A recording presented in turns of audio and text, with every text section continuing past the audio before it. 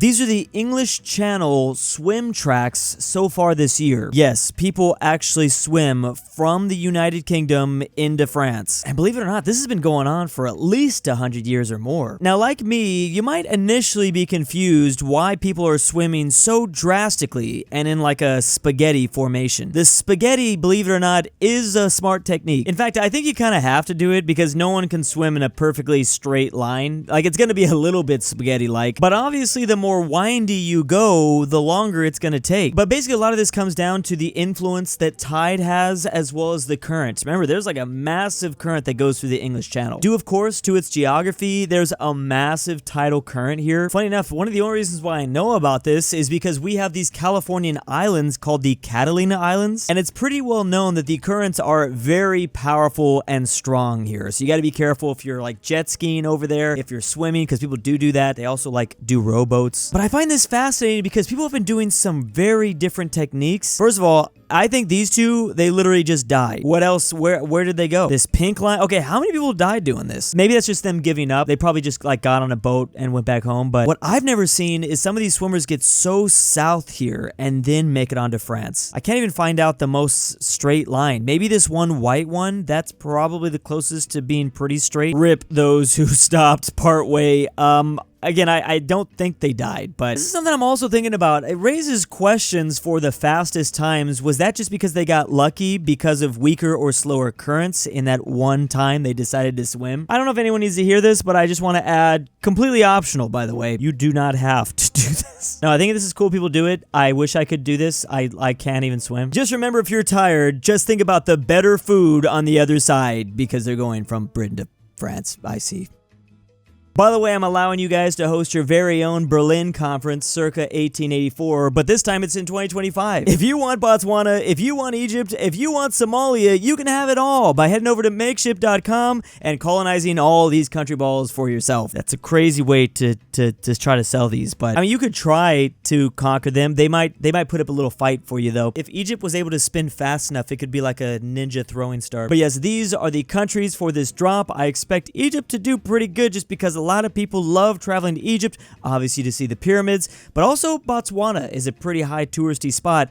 Somalia, not so much, but man, Somalia has been in the news a lot lately. More information in that link down below. So Europe is in hell. Not literally, I mean temperature-wise. The number of annual days with temperatures exceeding 85 degrees Fahrenheit or 30 degrees Celsius is pretty much expanding all across the continent. This left map is from 1980 to 1984. You can really only see the hot days happening in, well, Sevilla, Spain, and the southern part of the rest of the country, and Portugal, little pockets here in Greece and Italy. But now look at ya. I mean, the number of days exceeding 85 degrees Fahrenheit is now all over France. They look to be averaging about 45 days up there of over 85 degrees Fahrenheit. That does not sound like that much in retrospect. As a Californian, like, damn, only like a month worth of days, like a month and a half worth of days where I can go out into the ocean or go out in swimming pools. What's scary is this intense red, though. That means that 90 days they're experiencing over 85 degrees weather, or again, 30 degrees Celsius. A lot of Greece, a lot of the southern part of Italy, but you know what? It's pretty much extending throughout the entire peninsula. You know, I think this is a perfect time to remind people the latitude of Europe. I mean, France is supposed to be where Montana is. The very southern part, like Sevilla here, is basically just where San Francisco is. Florida, you should be in Africa. So this continent is really high up on the globe, as you can see, and yet it is still experiencing 85-degree days, multiple, for months long. This is also part of the reason why Europe is not prepared and why they don't have a whole lot of air conditioning and why a lot of their people die from heat stroke. This is not a normal thing for this continent. And if you think it's bad for Europe, it's going to get way worse for us in the US because we're even closer to the equator. These are the hottest temperatures recorded in every single state. There's only a few states that have still not achieved over 100 degrees just yet. I mean, it's only a matter of time. 37 degrees Celsius for my European bros out there. Most famously, my state of California has, I think, the record still for the hottest temperature ever recorded on Earth. It was in Death Valley, specifically Furnace Creek. Now, luckily, this was recorded all the way back in 1913. I hope that that does not make a comeback, though. I will not survive that. Crazy, they got to put a sign up that says, don't walk around after 10 a.m. That's not recommended because of extreme heat. I just wonder when Hoping Wisconsin, Illinois, Indiana, Ohio, and Michigan are going to join the club. Oh, and Vermont for that matter. But call me a liberal tree hugger, but I don't think it's ever supposed to be 101 degrees in Maine. And like we just saw, Maine is only middle France, latitude-wise. That just hits somewhere like kind of south of Paris. Bro, that's what? But this follow-up map is very much required here because it doesn't show the dates a lot of these places achieved their hottest temperatures. For the vast majority of these states, it was 1936. And apparently a lot of those Midwest states have in fact had a couple of over 100-day degrees. But again, also back in the 1930s. Maine's hottest temperature was recorded back in 1911. Like we talked about, San Francisco's crazy day was in 1913. I think the big difference here though is, of course, you know, the recording of the highest single temperature a state has ever seen in history. That's one thing. It's the number of days on average. That's the more concerning part. Just hot days in general. But it looks like this one is actually way more accurate than that previous map we just looked at. Funny that all those states in the middle of the country got their hottest temperatures during the Dust Bowl. Man, that was a hot time for them in the country. I have been hearing the south, the very south of Spain, is becoming just brutal. Yeah, literally rip Sevilla.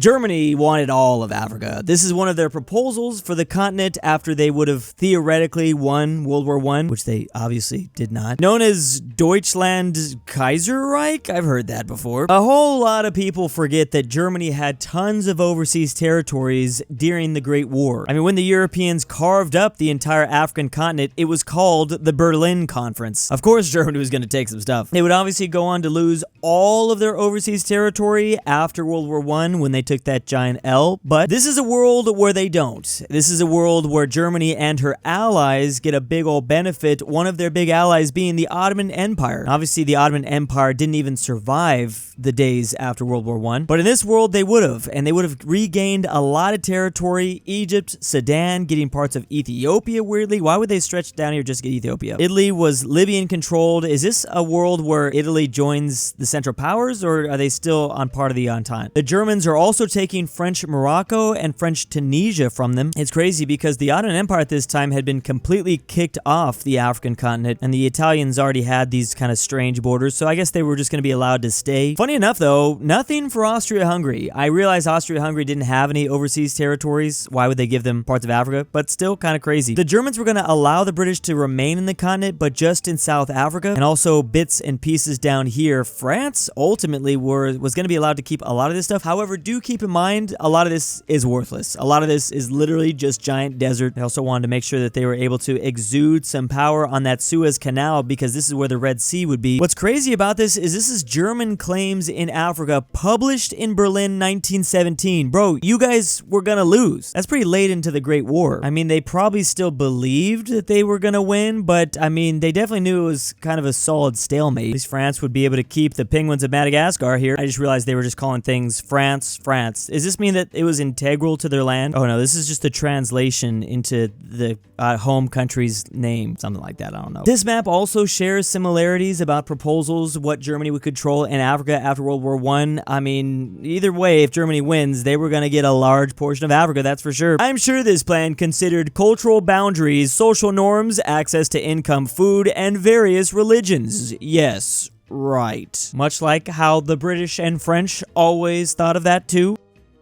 If this isn't proof we're living in a simulation, I don't know what is. These are similar looking countries. There's Laos and Italy. What's crazy is, well, with Laos, it's a completely landlocked country. It's almost like we designed them to be like Italy here. There's Peru and Liberia. This one's a bit more impressive because this side is all coastal territory. This is where the ocean is. Same thing for Peru. This side is where all the ocean is. There's Luxembourg and Liechtenstein. Well, first of all, these two countries aren't even that far away from each other. They're both in Europe. They're also both micro nations. I mean, this is like considered a micro state, and Luxembourg is just barely bigger than a micro state. There's Albania and Tunisia. Now, these are two continents, one in Europe, one in Africa, but they also can basically see each other. They can't really see each other, but on a map, you can almost, I think, sail in a perfectly straight line between the two. This side is the coastal stuff, and this side is the coastal stuff for Tunisia. They also both share the red. Finally, Burkina Faso and the Central African Republic. How many times are we going to do this? There's way more examples in this. This has specifically been a popular post because it's going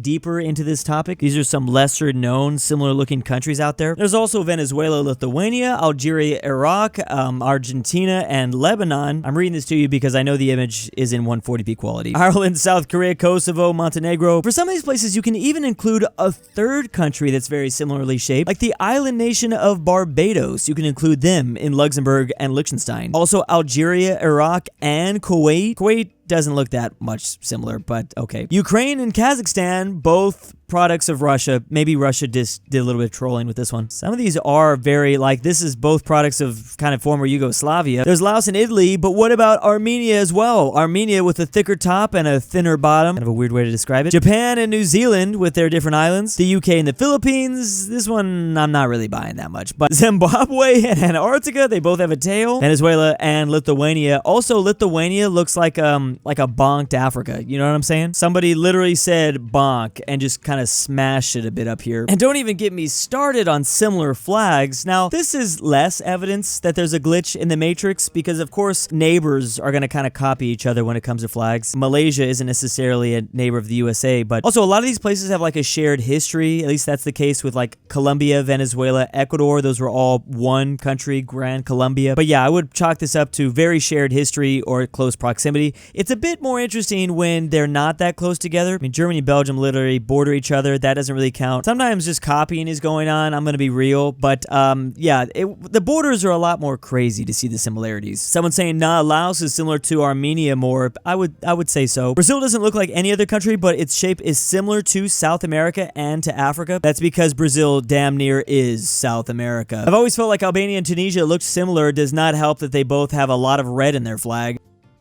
Do not buy a house in these states. I mean, y'all should have known never to come to my state, California. It sucks out here. $800,000. That's the typical home value. And man, I don't even know. Are we talking single family homes? It doesn't feel like it's $800,000. It feels like it's $1.1 million. I guess California is a pretty big state. So when you include, the less traveled to parts of California, that definitely brings the averages down. So we're referring to the estimated price of a typical or representative home in a specific area. Buyers are generally willing to pay what? What buyers besides BlackRock? The biggest state, which you should definitely know, do not buy property in, is Hawaii. That's almost $1 million. I will say Hawaii is even worse than California. Hawaii's got less real estate. There's just less land. You can find like some house out there in basically the middle of the desert. Let's see, how much would it cost to buy in Joshua Tree? There we go. Yeah, this definitely brings down the average. You can buy a $200,000 house in Joshua Tree, buy a little shack out. Damn, I don't know about that. Have fun living there. Then it is Massachusetts. Massachusetts is not a very big state. I think we're going to see a lot of those northeastern states that are kind of small. No, Washington is next. That's crazy. Washington? I wouldn't expect Washington to be that cheap. Then New Jersey, that goes in line with what I thought. Colorado. Why is Colorado so expensive? Well, you know what? This is still not as bad as what we were looking at with Hawaii and California. $500,000? That sounds great. Utah? Why would the less populated, the whole like western side, if you draw a line down the middle of America, you would think the western side would be cheaper. There's no one that lives out there. But the problem is inventory. That's a big thing too. Just the number of houses out there. Oregon, Rhode Island, New York. I always look at Nevada. Nevada's 12th on this list, which that's actually pretty high, it feels like. Montana, Connecticut, Idaho, Maryland, Arizona. Now we're going to slowly get to the places where you should want to buy a house in. So Georgia's okay. Tennessee's okay. This is actually probably why a lot of people are moving to these states. Texas, man, they're in the bottom 25. That's pretty nice. They're going to get you with that property tax. So the bottom here is Ohio, but then you got to live in Ohio. Kansas, Iowa, Alabama, Kentucky. Oh, it's going to be West Virginia, isn't it? Arkansas. Yeah, West Virginia's at the very bottom. West Virginia and Mississippi, the normal, typical ones. Louisiana, Oklahoma, Arkansas. Okay, a lot of these are like basically deal breakers for me. Damn, only $169,000 though in West Virginia. All right, you know what? Damn, I might have to just make some sacrifices. I've never been to Michigan. Michigan doesn't seem too bad. That looks kind of appealing. Kinda. Person bought a house in New Jersey for $270,000 in 2016, and now it's apparently almost doubled just 9 years later. This is the same thing that I was thinking for California. New York, upstate, is dragging our average down heavily. Yeah, the bigger states are going to have, especially bigger states with more rural areas, are going to super massively drag down the areas around the city, and it doesn't properly reflect, like if you're looking, I don't know, to buy property in maybe Houston or Miami, you're probably like, what the hell? It's way more expensive. Want to get ahead in life? Buy a house in West Virginia, get a remote job for a company based out of New York or New Jersey, taking that. Why would you even stay in the U.S.? That's why I really wanted to highlight this comment. Bro, I'd move to Thailand. Why would I go to Baba Booey, West Virginia? Put me in Bangkok or Da Nang or the Philippines. It's going to be 10,000 times better over there. There were more deaths than births in all of these red places for 2024. And funny enough, we're including the second most populous country, China. We knew Japan would be on here, also Italy. There seems to be also South Korea. When talking about this topic, you can always expect to see a couple names pop up. That's Japan, South Korea, Italy, sometimes China nowadays. We don't even know how bad it really is in China because they're not showing. Oh, are they including Taiwan? No, I think Taiwan's going to be separate here. Now, things get a little bit awkward when you're looking at Ukraine and Russia. Why would you think there'd be more deaths than births in those places? Could it be that they're in the middle of a war?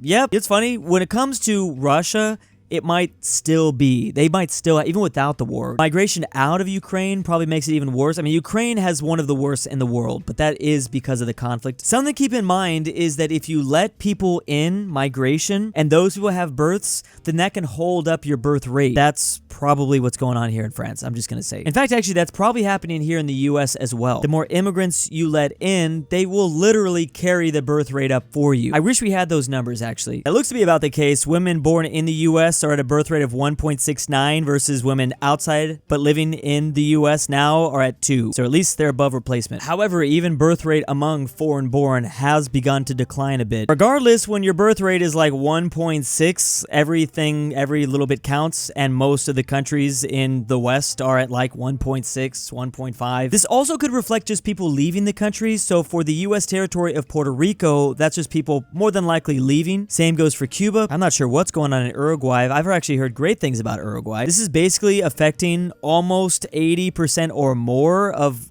all of Europe. It's certainly not going to affect Africa for too long. Well, the sad thing is, like, again, conflict has a big thing to do with this data. War messes up everything. France will be red next year for the first time since World War II, according to projections. Yet it's important to note that population could still be growing in these places, even though they're seeing more death than births because of immigration too. Bulgaria, #1 country and nation. Who needs kids when you have yogurt?